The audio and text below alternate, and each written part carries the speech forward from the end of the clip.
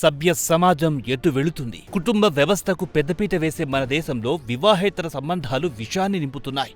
మూడుముళ్ల బంధం ఏర్పడిన నాటి నుంచి కాటికి పొయ్యే వరకు సాగే భార్యాభర్తల ప్రయాణంలో అక్రమ సంబంధాలు అడ్డంకులను తీసుకుని రావడమే కాదు, ప్రాణాలను తీసేంత వరకు దారితీస్తున్నాయి. ప్రియుడి కోసం భర్తను హనీమూన్కు తీసుకుని వెళ్లి కిరాయి గూండాలతో భార్య దారుణంగా హతమార్చిన Meghalaya honeymoon murder case, Bengaluru OYO రూంలో వివాహితను దారుణంగా ప్రియుడు హతమార్చిన సంఘటనలు మర్చిపోకముందే బెంగళూరులో ఓ వివాహిత తన ప్రియుడితో కలిసి జీవించడానికి మొత్తం కుటుంబాన్నే చంపాలని స్కెచ్ వేసింది. దీంతో వరుస సంఘటనలు సమాజంలో ఆందోళన రేకెత్తిస్తున్నాయి.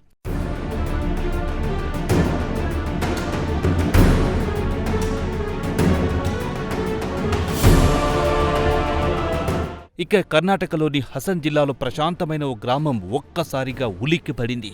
ఆ గ్రామంలో చోటు చేసుకున్న సంఘటన గ్రామస్తులందర్నీ వీస్తుపోయేలా చేసింది. చైత్ర అనే మహిళకు గజేంద్రతో 11 ఏళ్ల క్రితం వివాహం జరిగింది. వీరికి 2 పిల్లలున్నారు. కొంతకాలం పాటు వీరి సంసారం సాఫీగానే సాగింది. అయితే చైత్ర అక్రమ సంబంధం వీరి కుటుంబాన్ని నాశనం చేసింది. చైత్రకు పెళ్లి కాకముందు నుంచే పునీత్ అనే వ్యక్తితో ప్రేమాయణం ఉంది. ఆ విషయం అత్తగారింట్లో తెలియడంతో కుటుంబ సభ్యులు పెద్దల సమక్షంలో పంచాయతీ పెట్టి దాన్ని పరిష్కరించారు. దీంతో చైత్ర పునీత్ అక్రమ సంబంధానికి ఫుల్ స్టాప్ పడింది.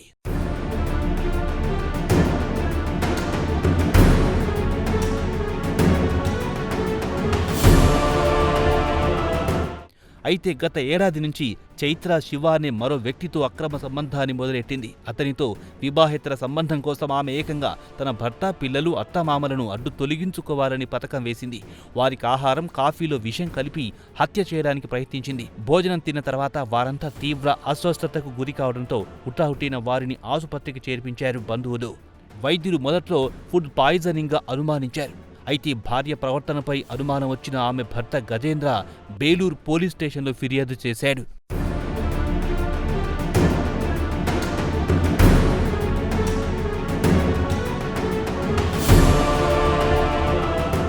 ఇక భర్త ఫిర్యాదుతో భార్య చైత్రను అదుపులో తీసుకున్న పోలీసులు తమదైన శైలిలో విచారించగా ఆమె నిజ స్వరూపం బయటపడింది. దీంతో పోలీసులు చైత్ర ఉద్దేశపూర్వకంగా ఆహారంలో విషం కలిపిందని నిర్ధారించారు.